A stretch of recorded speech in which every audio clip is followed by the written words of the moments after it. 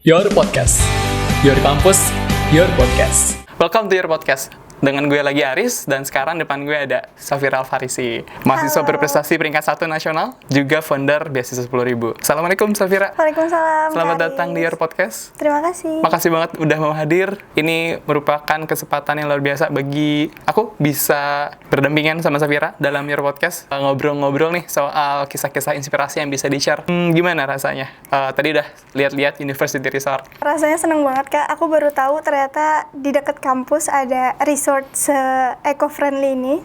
Dan juga kamarnya bagus-bagus, lingkungannya enak, dan pasti setelah pandemi, ketika udah buka lagi, bakalan banyak sih anak-anak IPB yang di sini. Amin. Jadi selain eco-friendly, kita edu dan research friendly juga gitu. Jadi mendukung prestasi-prestasi masyarakat IPB untuk lebih berprestasi. Kalau lihat dari fasilitasnya gimana, Fir? Kalau lihat dari fasilitasnya termasuk lengkap ya, Kak. Terus juga untuk harga yang bisa dibilang ekonomis atau murah, ini sangat amat worth it sih. Worth it. Iya, terus juga kayak furniture bagus-bagus, terus juga fasilitasnya tadi ada gym, ada library 24 jam, ada kantin, terus juga semuanya kayaknya gampang diakses oleh mahasiswa dan juga terbuka. Jadi akan sangat amat membantu sih untuk menunjang produktivitas dari mahasiswa itu sendiri. Oke, sekarang gimana nih kabarnya, Fir? Alhamdulillah baik. Kak Haris, gimana kabarnya? Alhamdulillah baik juga, luar biasa. Di masa pandemi ini kita harus tetap produktif. Safira sekarang kesibukannya? Karena aku kan lulus tahun lalu ya, Kak. Dari vokasi IPB ya? 2019, dari jurusan komunikasi, dan alhamdulillah tahun ini lanjut kuliah lagi dengan beasiswa dari Pak Rektor di IPB di jurusan Sains Komunikasi dan Pengembangan Masyarakat. Oh, beasiswa ya? Dari Pak Rektor? Alhamdulillah beasiswa full scholarship. Full, Masya Allah. Sampai lulus? Iya, bahkan katanya Pak Rektor juga mau bantu carikan untuk beasiswa yang lebih tinggi, maksudnya S2, S3, biar nanti aku berpendidikan setinggi-tingginya dan ketika balik sama-sama bangun kampus bareng-bareng gitu. Masya Allah, jadi udah di MOU sama Pak Rektor ya? Ditekin ya. Di take sama Pak Rektor untuk berpendidikan. Jadi kesibukannya saat ini adalah kuliahnya kuliah online, terus juga tetap maintaining beasiswa 10.000 dengan presiden yang baru, which is Kenza, suami aku. Oh iya, by the way mau ngucapin sekali lagi selamat atas pernikahannya kemarin kasih. di bulan Agustus. Mudah-mudahan menjadi keluarga sakinah mawaddah warahmah. Amin ya Rabbal. Thank you Kak Aris, semoga cepat nyusul. Amin, mohon doanya aja. Iya, terus jadi gitu sih Kak, kuliah online, terus juga maintaining beasiswa 10.000, jalanin bisnis, sama tetap ngisi-ngisi jadi pembicara, itu aja. Pastilah itu pembicara di mana-mana ya, udah masuk TV, berapa TV nih? Udah TV nasional. Enggak sebanyak kakak lah. Waduh. Oh. Safira, jadi kan Safira itu pendiri beasiswa 10.000 ya. Boleh dijelasin dikit tentang beasiswa 10.000 gak? Oke, jadi beasiswa 10.000 basically adalah yayasan Kak yang Safira dan teman-teman bangun dari pas kita tingkat 2 kuliah pas semester 3 gitu. Jadi pas semester 3 aku ngajak 7 orang temanku untuk yuk sama-sama kita bikin sesuatu yang niatnya berkontribusi untuk bidang sosial dan pendidikan di Indonesia. Dan ya udah akhirnya mereka mau, aku samakan frekuensi, samakan visi misi, dan kita komitmen gerak bareng, dan alhamdulillah jadilah terbentuk berbadan yayasan pada tanggal 14 Maret 2018. Dan itu pada saat aku usia 19 tahun. Dan ketika itu terbangun, aku punya modal 10 juta awalnya dari hasil surplus programku yang exchange internasional, dan ternyata 10 juta itu harus habis di awal untuk pembayaran akte notaris, dan kita memulai beasiswa 10.000 dengan 0 rupiah. Tetapi dari 0 rupiah itu di 1 bulan pertama aku yakinkan teman-teman kita bisa mencari dana, dan kita buat event nasional waktu itu lomba esai, dan terkumpul uang 120 juta di 1 bulan pertama. 1 bulan pertama? Hanya melalui social media, which is Instagram dan website untuk pendaftarannya. Dan ya udah kita kelola uang itu, kita bikin program, kita sustain dalam konsistensi di bidang sosial pendidikan, dan alhamdulillah sampai 1 tahun waktu itu kita mengumpulkan total dana lebih dari 1,1 miliar rupiah, dan itu sampai sekarang alhamdulillah terus bertambah gitu sih Kak. Dalam 1 tahun pertama itu udah terkumpul 1,1 miliar rupiah? Iya, alhamdulillah. Dari berbagai program tadi? Dari berbagai program, total lebih dari 20 program yang dilaksanakan beasiswa 10.000 pusat sama beasiswa 10.000 daerah. Karena kita juga punya volunteers di daerah Kak, totalnya 2.000 orang. 2.000 orang volunteer di 15 kota besar 15 kota besar Indonesia, luar biasa. Itu ngumpulinnya gimana? Bisa sebanyak itu volunteer? Volunteersnya. Oke, jadi ini termasuk implementasi dari ilmu komunikasi kali ya. Yang aku pelajarin di vokasi, ada tuh namanya strategi komunikasi marketing kan untuk membuat orang-orang tertarik. Dan ya udah pas aku buat beasiswa 10.000, aku share tentang kita tuh apa sih, kita mau ngapain, tujuannya gimana, targetnya siapa di sosial media. Aku buat narasi-narasi optimistis, narasi-narasi yang menggugah, yang menyentuh hati dan lain-lain tentang yuk kita tuh sebagai anak muda perlu loh untuk bergerak membantu kondisi yang ada di Indonesia gitu. Dan ya udah akhirnya kita buka pendaftaran di 1 bulan pertama hanya melalui Instagram yang daftarnya itu di Google Form dan ternyata dalam 1 bulan itu yang daftar 4.000 orang lebih dari Sabang sampai Merauke, which is dari Papua juga ada yang daftar, dari NTB ada yang daftar, Aceh ada yang daftar dan lain-lain. Dan akhirnya kita seleksi hingga terpilih 2.000 orang yang kita pilih tersebar di 15 kota di Indonesia melalui seleksi form, biodata, terus juga kita wawancara. Dan ketika terpilih pengurus pusat yang tadi 8 orang dengan uang yang udah terkumpul, kita berangkat ke tiap-tiap kota untuk melantik mereka secara langsung. Berangkat ke tiap-tiap kota? Iya. Melantik 2.000 orang itu secara langsung? Iya, alhamdulillah. Jadi setiap daerah atau kotanya itu jadi ada 100 sampai 120-an volunteers. Volunteer.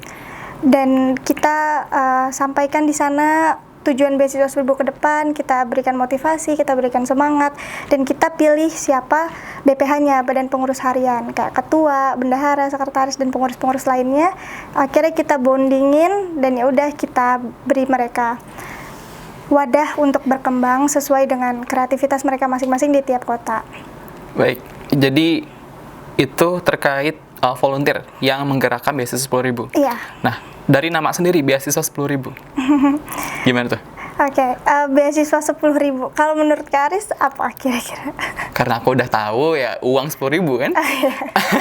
Oke, jadi kalau teman-teman lihat di sini kayak ada logo beasiswa 10.000, bentuknya itu seperti topi toga, tapi in other side bisa kelihatan juga seperti bentuk kotak amal. Dan di atasnya itu di kotak amalnya ada uang 10.000 rupiah yang lagi dimasukin kayak seakan-akan kecelengan. Dan kenapa aku ambil 10.000? Itu kan nominal kecil ya Kak, bisa dibilang yang bisa dimiliki oleh banyak orang di Indonesia, baik itu abang Gojek, baik itu ibu rumah tangga, baik itu pelajar kayak anak SMP, SMA dan sebagainya. Jadi itu nominal yang nggak besar gitu. Dan aku ingin memberikan persepsi bahwa we don't have to be a billionaire to make an impact. Kita nggak perlu jadi orang filantropi, orang kaya, or super kaya untuk bisa membuat perubahan gitu. Kita nggak perlu nunggu kita kaya, kita nggak perlu nunggu kita sukses untuk bisa bantu orang. Just as simple as uang 10.000 yang kita berikan dengan ikhlas, dan kita juga bisa memotivasi orang lain untuk sama-sama berdonasi dan berkontribusi, ya kita akan jadi orang yang bermanfaat untuk sesama gitu. Dan sekarang udah ada lebih dari 1,5 miliar. Kalau sampai sekarang? Alhamdulillah. Kasih tahu udah berapa nih? Aku kasih bocoran aja Kak. Boleh? Jadi alhamdulillah udah lebih dari itu. Cuman nggak mau ngasih tahu dulu bentuknya berapa karena kita belum audit yang terbaru. Jadi takut nanti salah sebut angka, kan itu hukum ya, maksudnya harus benar. Dan kenapa sebenarnya kita bisa dapetin nominal jauh lebih dari itu, tapi kita tetap stay di konsep kita bahwa kita tuh pengen independen dan kita pengen dibentuk oleh mahasiswa tanpa intervensi politik sama sekali. Jadi kita nggak mau dijadikan alat, kita nggak mau meskipun ini misal bisa dikatakan besar, apalagi volunteer di tiap daerah itu dimanfaatkan oleh orang-orang yang ingin menyalahgunahi energi dari pelajar atau energi dari anak muda, kita nggak mau. Jadi baru-baru ini dalam waktu dekat ini bahkan kita ditawari project Kak oleh salah satu lembaga gitu, dan uangnya itu banyak ya? Dan itu nominalnya lebih dari 100 M.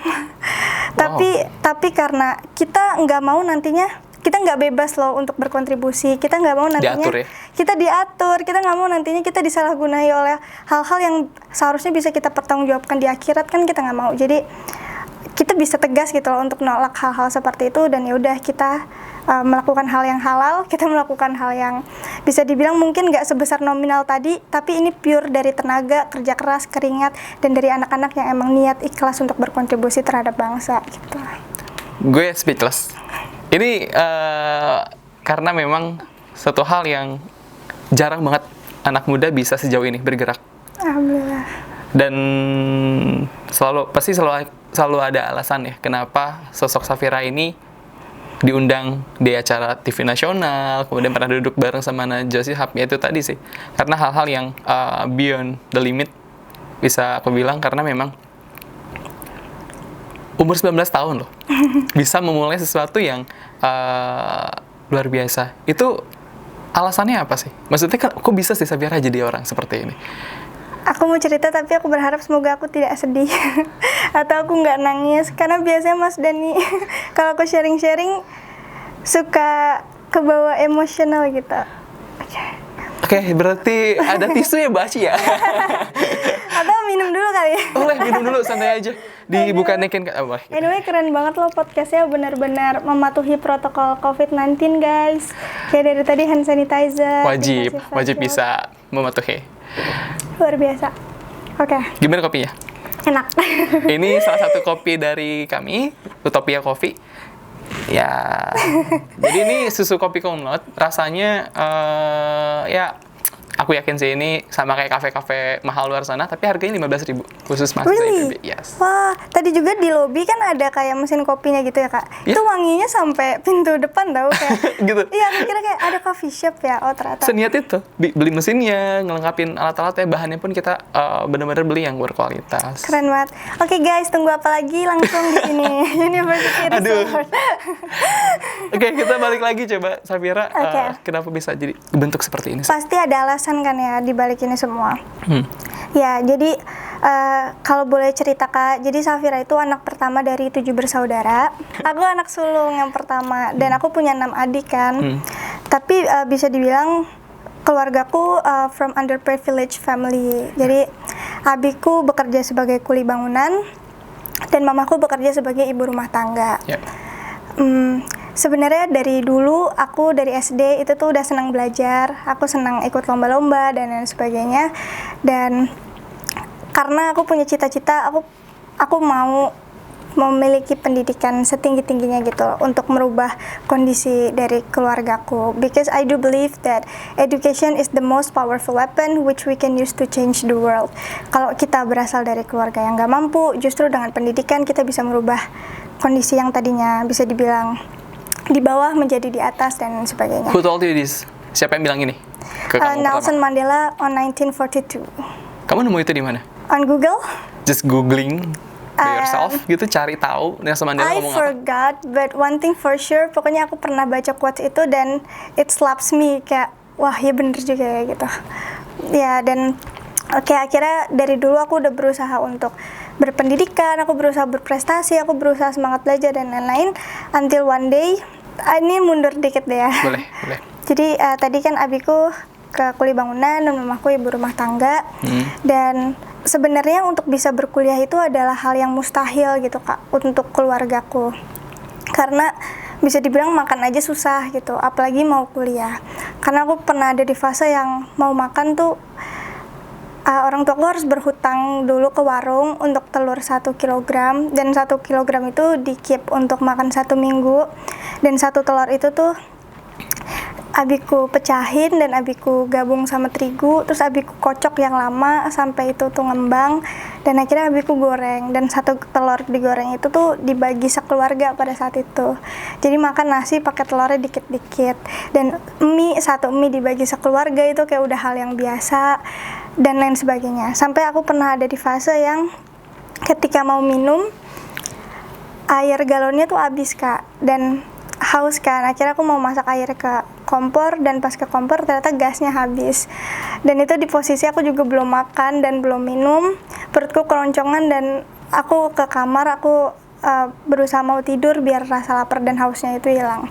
Pas aku lagi berbaring ke tembok gitu, tiba-tiba adik aku namanya Indira, pada saat itu usianya 5 tahun, dia masuk ke kamarku dan dia ngomong ke aku kayak gini, kakak iya Indira lapar, ngomong kayak gitu sambil nangis. Dan wah, di situ perasaanku campur aduk gitu kak. Kayak Itu usia kamu berapa?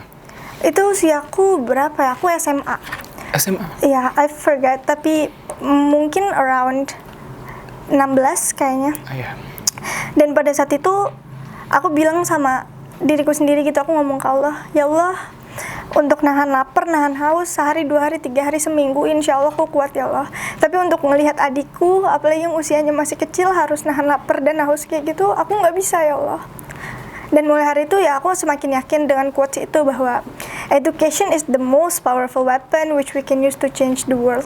Kalau kita dari keluarga nggak mampu, justru dengan pendidikan, dengan ilmu pengetahuan kita bisa merubah kondisi keluarga kita menjadi lebih mampu, kayak gitu. Dan akhirnya setelah itu aku semakin belajar lagi, semakin semangat belajar, semakin semangat ikut lomba-lomba, until aku dapat undangan kuliah di IPB lewat jalur undangan di jurusan yang aku mau banget, yaitu komunikasi. Dan alhamdulillah ketika aku, tapi ada dramanya lagi Kak sedikit. Boleh. Jadi ketika aku udah senang-senang dapat undangan di IPB, aku ngomong ke abiku kan, Bi, alhamdulillah Bi, Safira dapat beasiswa kuliah Bi. Safira dapat undangan kuliah Bi di jurusan yang Safira mau, komunikasi IPB. Dan pada saat itu, oh ya, baru undangan ya? iya, dan pada saat itu Safira ditentang Kak sama abiku. Jadi abiku ngomong gini, kamu mau kuliah Safira? Terus aku bilang, maulah Bi, masa udah dari dulu semangat mau buat kuliah ketika dapat dilepas. Terus kata abiku gini, kalau kamu mau kuliah berarti kamu egois Safira. Aku kaget dan abiku ngomong lagi, kalau kamu masih maksain mau kuliah, kamu urus diri kamu sendiri. Abi nggak mau biayain kamu sepeser pun. Wah, di situ rasanya sedih, kecewa, sakit, shock, karena itu impianku dari dulu gitu Kak. Di saat aku percaya lewat pendidikan nih yang bisa aku lakukan untuk mengubah keluarga. Tapi ketika dapet, aku malah ditentang karena hal biaya gitu. Dan akhirnya aku nggak berhenti sampai situ. Aku berdoa sama Allah, aku minta petunjuk dan lain-lain, sampai akhirnya aku bisa kuliah di IPB dengan uang beasiswa. Dan sampai akhir aku lulus, alhamdulillah aku bisa buktiin sama Abi, aku nggak minta uang sepeser pun gitu sama keluarga, karena rata-rata semua di cover beasiswa, dari uang makan, dari uang kos-kosan, bahkan aku juga jualan, aku bisnis apapun yang bisa aku lakuin buat menghasilkan uang. Dan bahkan di usia kuliah aku juga bisa kasih ke keluarga gitu. Dan ya udah, tetapi ketika kuliah di semester 2 aku udah dapat uang beasiswa, aku merasa ada tanggung jawab gitu Kak Aris yang mengalir di dalam tubuhku dari uang amanah orang lain yang harus aku sampaikan kepada umat juga gitu loh, karena aku telah dibantu. Itu beasiswa apa? Sorry. Itu banyak, jadi aku pas Lebih kuliah dari dapat 4 beasiswa. 4 beasiswa. Alhamdulillah, dan itu covernya beda-beda. Cuman dan itu yang apa ya, bukan sekedar senang, tapi aku ngerasa justru tanggung jawabku semakin besar. Iya, karena itu uang umat gitu lah, uang orang, uang amanah. 3 motivasi utama. Yang pertama karena emang pengen bantu pendidikan bangsa. Yang kedua karena motivasi aku pernah kesulitan untuk melanjutkan studi. Dan yang ketiga adalah aku percaya bahwa sebaik-baiknya manusia bukanlah mereka yang kaya, bukanlah mereka yang mapres, bukanlah mereka yang memiliki IPK sempurna dan lain-lain, tapi sebaik-baiknya manusia adalah manusia yang bermanfaat untuk sesama. Dan harapanku ketika bangun beasiswa 10.000 ini bisa jadi ladang amal untuk aku, untuk teman-teman, untuk volunteers, untuk donatur yang mau dapat tambahan kebaikan untuk di akhirat nanti, kayak gitu sih. Ya itu intinya. Dan perjalanan itu yang ngebentuk Safira jadi orang yang seperti ini, kuat seperti ini? Insya Allah iya. Karena percaya kalau mau ngerubah sesuatu harus ada korbanan. Iya, dan aku percaya bahwa semua orang-orang yang besar itu terlahir dari perjuangan yang besar juga gitu loh. Dan aku juga pernah riset, ternyata banyak orang sukses atau yang super kaya yang pada saat ini biasanya mereka dari orang susah dulunya gitu Kak. Karena biasanya ketika dia ada di posisi di bawah, motivasi dia akan lebih besar, semangat dia akan lebih besar, dan itu yang bakal memicu dia terus untuk terus bergerak. Aku pengen lebih memperjelas sih sebenarnya, lebih ke arah waktu dimarahin Abi yang nggak boleh kuliah itu, apa yang bisa bikin Safira percaya kalau Safira bisa kuliah gitu ketika udah diomongin demikian sama Abi nggak boleh kuliah? Allah. Aku percaya Allah Maha Kaya, Allah Maha segala-galanya. Dan asal kita yakin, kita berdoa, kita ikhtiar, ya Allah bakalan kasih jawabannya. Meskipun pada saat itu aku bisa dibilang blank banget Kak, aku nggak tahu cari beasiswa kemana. Dan ini kisahnya kenapa aku bisa dapat beasiswa. Pada saat aku diomelin Abi itu adalah bulan Ramadan, dan aku memutuskan untuk itikaf atau nginap di masjid di 10 hari terakhir. Dan di malam ke-27 aku ingat banget, aku lagi sholat. Aku sholat dengan penuh lirih pada saat itu karena deadline untuk pembayaran kuliahnya itu udah semakin dekat. Kan itu 6 juta ya. Ketika itu lewat kan kita dianggap mengundurkan diri. Dan itu deadline-nya udah makin dekat, sehingga aku sholat tuh mikirin, ya Allah kalau itu udah lewat gimana, aku nggak bisa kuliah. Kayak aku dari dulu ranking 1 Karis, dan ranking 1 aku itu tuh aku niatkan pengen kuliah gitu. Jadi ketika udah dapet itu tapi nggak bisa diambil cuman gara-gara ekonomi, I will be very sad kan gitu. Dan akhirnya aku berdoa sama Allah, ya Allah aku pengen gitu. Dan aku mikirin deadline semakin mepet, dan aku juga mikirin apa aku beneran egois ya kalau misalnya maksain kuliah. Selalu mempertanyakan itu pasti. Iya, dan aku sampai sholat rakaat terakhir aku nangis sesegukan. Dan pas selesai salam, aku tutupan mukena gitu mukaku karena aku berisik banget nangisnya. Aku takut yang lain keganggu. Dan ibu-ibu di samping aku tiba-tiba dia pegang paha aku. Dia bilang, "Dek, kamu kenapa?" katanya. Namanya orang nangis ditanya kan makin mewek ya. Terus aku bilang, "Gak apa-apa Bu," gitu. Terus kata ibunya, "Dek, saya Bu Ani, Ibu RW sini," katanya. "Kamu kenapa? Kalau ada yang mau diceritakan, ceritain aja ke Ibu."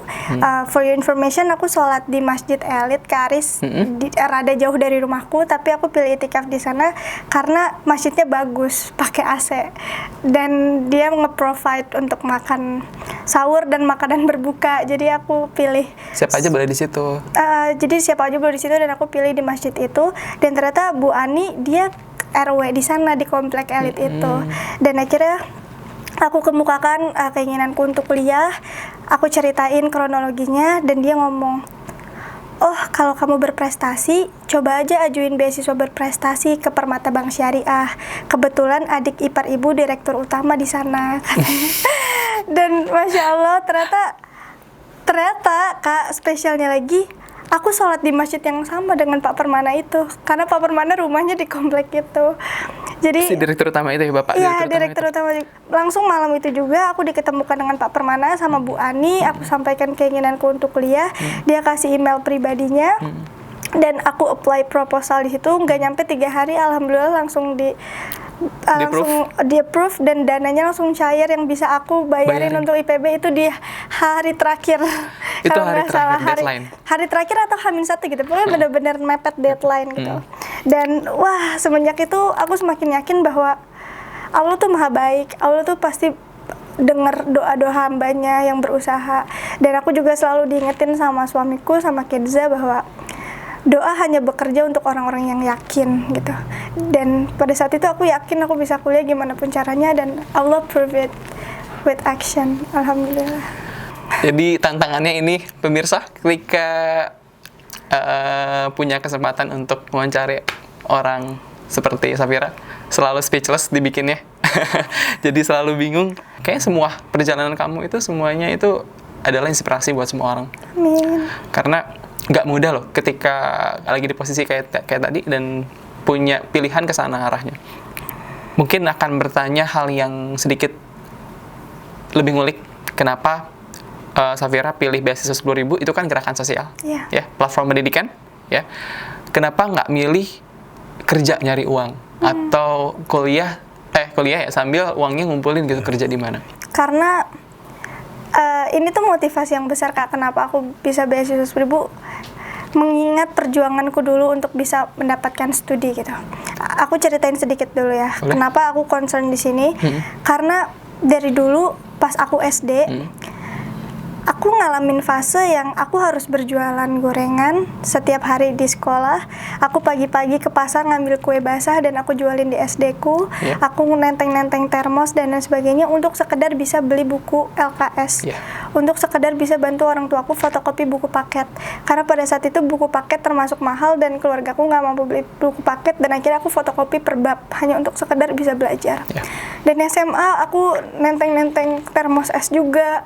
Aku begadang bikin ngelinting-linting pop ice di plastik yang kecil. Aku bawa kotak donat untuk bisa sekedar ada uang jajan, uang ongkos dan lain sebagainya di SMP sampai SMA gitu. Karena sebegitunya aku nggak bisa untuk survive cuman sekedar bisa bersekolah gitu. Dan aku juga ada di fase ketika aku SMP, aku mau banget bimbel saat teman-temanku bimbel. Pas aku izin sekali, aku malah dimarahin. Dan akhirnya 1 tahun kemudian aku pengen bimbel lagi. Aku izin lagi, aku malah dibentak plus dimarah-marahin. Dan sampai aku udah nggak berani izin buat minta bimbel lagi karena aku udah tahu jawabannya. Dan semua rasa pahit aku dari dulu tuh cuman sekedar bisa buat sekolah. Itu yang benar-benar jadiin aku motivasi. Pasti banyak orang di luar sana yang juga merasakan hal serupa kayak aku. Dan dengan beasiswa 10.000, aku harapannya ini bisa jadi wadah buat mereka-mereka yang pernah merasakan hal yang sama kayak aku dulu. Dan that's why kayak volunteers di beasiswa 10.000, mereka bangun bimbel gratis yang aku canangkan. Jadi volunteers dari berbagai background kuliah, mereka mengajarkan pendidikan ke anak-anak SD, SMP, dan SMA yang nggak mampu bimbel, terus bikin sekolah bakat gratis dan lain-lainnya karena aku dulu nggak mendapatkan fasilitas itu gitu. Jadi ya kenapa memilih beasiswa 10.000 ya gerakan sosial, karena ini panggilan hati, Kak. Ini panggilan hati dan kebahagiaan atau kepuasan diri itu bukan melulu tentang uang, bukan melulu tentang pekerjaan bergengsi, bukan melulu tentang jadi orang sukses kerja di kantor mewah dan lain sebagainya, enggak. Tapi bisa jadi kebahagiaan, ketenangan batin itu tuh didapatkan dari sesimpel kita ngelihat orang lain bahagia dan terbantu oleh apa yang kita lakukan. Dan ya kenapa aku milih beasiswa 10.000 itu alasannya. Dan yang kedua, dari dulu aku emang punya cita-cita jadi pembicara. Cita-citaku dari dulu memang jadi pembicara. Aku pengen jadi pembicara. Aku jadi pembicara muda yang sukses. Terima kasih. Tuh aku udah pengen gak nangis tau, Kak. Aduh, ujung-ujungnya maafin nih. Gak apa-apa. Maaf, guys. Take your time. Dan dari dulu cita-citaku aku pengen jadi pembicara.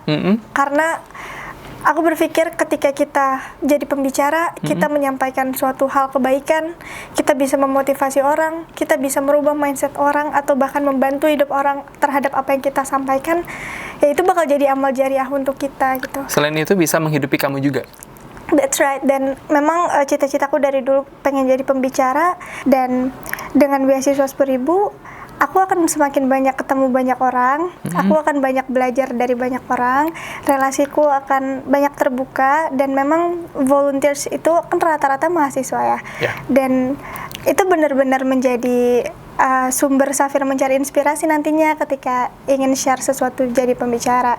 Jadi ya aku merasa beasiswa 10.000 adalah wujud implementasi yang tepat dari jurusan komunikasi IPB, passion diriku which is public speaking and leadership, dan yang ketiga adalah my dream to be a young speaker. Dan alhamdulillah itu satu persatu kewujud. Alhamdulillah banget, bahkan more than my expectation. Udah melebihi ya? Ya, Safira kan berharap jadi pembicara kayak mungkin di usia matang gitu ya. Tapi alhamdulillah Allah beri kesempatan itu pada saat Safira usia 20. Ya, jadi aku mulainya dari jadi pembicara 7 Oktober 2018 dan alhamdulillah hingga hari ini udah lebih dari 250 undangan pembicara. Lebih dari 250 undangan pembicara? Iya. Bahkan sampai internasional ya? Alhamdulillah. Sampai tingkat internasional waktu itu. Luar biasa. Mendekati pertanyaan-pertanyaan akhir ya dalam menjalani beasiswa 10.000. Tantangan terberatnya, suka dukanya apa? Tantangan terberat pertama bahwa beasiswa 10.000 kan bisa dibilang yayasan yang unik ya, Kak. Yang dibangun oleh mahasiswa, dikembangkan oleh mahasiswa, dan dijalankan oleh mahasiswa. Yang which is kita nggak punya uang gitu. Kita bukan orang-orang yang udah kerja, kita bukan orang-orang yang filantropi gitu. Beda halnya dengan image yayasan di luar sana yang ketika ada suatu perusahaan besar sukses dan dia mengalihkan uang CSR-nya, akhirnya dia bikin yayasan. Atau kayak orang super kaya seperti Bill Gates, dia bikin Bill Gates Foundation, Obama, dia bikin Obama Foundation. Emang udah keharusan ya punya penghasilan ya? Dan itu tuh wadah untuk menyalurkan dana-dana itu semua. Nah, kita tuh mahasiswa yang nggak punya dana, tapi kita bangun yayasan karena emang mau niat berkontribusi aja dan mau membantu sesama. Jadi tantangan terbesarnya dari segi dana sih sejauh ini. Kayak meskipun sudah besar, tapi kita punya banyak target-target lagi. Sudah berapa orang sekarang yang mendapat manfaat? 9.000 orang penerima manfaat, alhamdulillah. Dan itu dari program yang beda-beda kan Kak, dari tingkat nasional maupun tingkat internasional. Dan kita mau lebih dari itu gitu. Kan yang namanya mimpi harus setinggi-tingginya ya Kak. Setuju. Salah satunya beasiswa 10.000 pengen buka open pendaftaran beasiswa untuk masyarakat Indonesia dengan prioritas nggak mampu dan beasiswa berprestasi gitu. Tetapi kita sedang di tahap untuk menyiapkan pendanaan ke arah sana. Kalau dibilang tantangan ya pertama dari segi dana of course, kita butuh lebih banyak lagi untuk membantu orang lebih banyak lagi. Terus kedua tantangannya adalah beasiswa 10.000 daerah yang tadi 2.000 orang di 15 kota besar itu sedang kita tahan dulu, kita postpone. Jadi belum kita open recruitment lagi karena kita sedang pembedahan sistem di pusat biar kita bisa lebih settle dan lebih baik lagi nanti ketika open donasi. Tapi seharusnya ketika program itu sedang kita canangkan datanglah COVID. Iya, COVID-19. Jadi itu termasuk tantangan yang harus disesuaikan dengan adaptasi zaman pada saat ini. Terus tantangan ketiga adalah aku merasa selama ini beasiswa 10.000 kan memang kita anggotanya semua nggak digaji Kak. Kita nggak ada yang dibayar, literally volunteer gitu. Jadi kita rapat pakai uang kita sendiri. Kita kadang makan ya pakai uang makan kita sendiri, untuk uang pulsa kita makan sendiri karena semua dana yang kita ambil itu nggak ada yang dialihkan dalam bentuk gaji atau operasional, semuanya pure donasi. Paling kalau operasional ya dari base camp doang gitu loh untuk sewa sekretariatan. Dan kalau dari dalam lubuk hati yang paling dalam aku pengen mengapresiasi mereka lebih gitu loh Kak. Tapi dalam hal ini aku belum mampu gitu. Jadi itu sih kayak tantangan batin sendiri bahwa aku pengen kita bantu banyak orang di luar, tapi aku juga pengen dari dalamnya tuh sejahtera.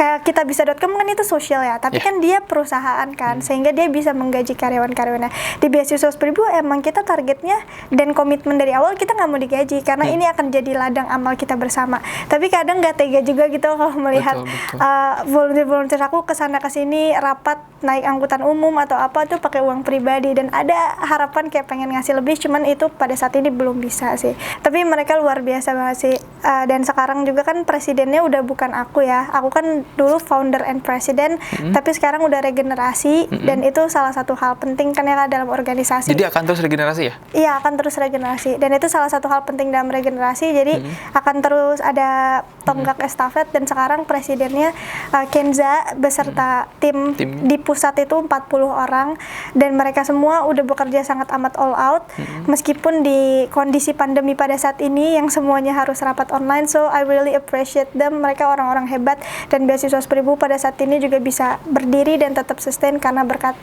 kontribusi dari mereka semua. Dan anyway, aku juga mau ngucapin terima kasih banyak nih Karis dan University Resort udah ngundang aku, kasih kesempatan buat aku. Such an honor, dan juga aku amazed. Such an honor for me too. Terbiasa. Thank you so much Karis. Dan aku ngelihat bahwa University Resort adalah salah satu wujud sebuah hunian yang mungkin benar kata kakak tadi basicnya bisnis, tapi impactnya bisa besar banget loh untuk manfaat untuk pemuda Indonesia, terkhusus yang ada di IPB ya, dalam hal empowering, dalam hal berprestasi, dan juga dalam hal untuk mendukung produktivitas sebagai mahasiswa itu sendiri. Keren, semoga sukses selalu. Amin, terima kasih Safira. Baik, terakhir saran buat orang-orang ketika ada di posisi Safira dulu. Sarannya teman-teman, kita semua dilahirkan sebagai pemenang, kita semua dilahirkan sebagai juara, meskipun pada prosesnya mungkin akan banyak rintangan, banyak hambatan, banyak kesulitan, baik itu dari segi ekonomi, keluarga, lingkungan, dan lain sebagainya. Tapi aku cuma mau bilang bahwa modal utama kita adalah jangan menyerah. Apapun itu keadaannya, bagaimanapun posisinya, jangan pernah menyerah. Beranilah untuk bermimpi yang setinggi-tingginya, dan kerja keras untuk mewujudkannya. Karena ketika kita yakin kita bisa, kita pasti akan bisa, dan Allah pasti akan bantu kita sampai kita benar-benar bisa. Itu aja. Dan sebagai anak muda nih, kalau kata Khairil Tanjung, semua orang punya jatah gagal, habiskan jatah gagalmu di masa muda. Itu aja. Terima kasih. Oke, terima kasih Safira udah Terima hadir di kasih. Your Podcast. Dan tentu Your Podcast ini bisa menjadi lebih bermanfaat dengan datangnya Safira, dan mudah-mudahan nanti ke depannya kita bisa memberikan manfaat lebih banyak lagi. Terima Amin. kasih. Oke, terima kasih sudah nonton sampai akhir. Jangan lupa like, comment, dan subscribe. Dah. University Resort Bogor, pilihan kita semua. Aman, nyaman, ramah lingkungan.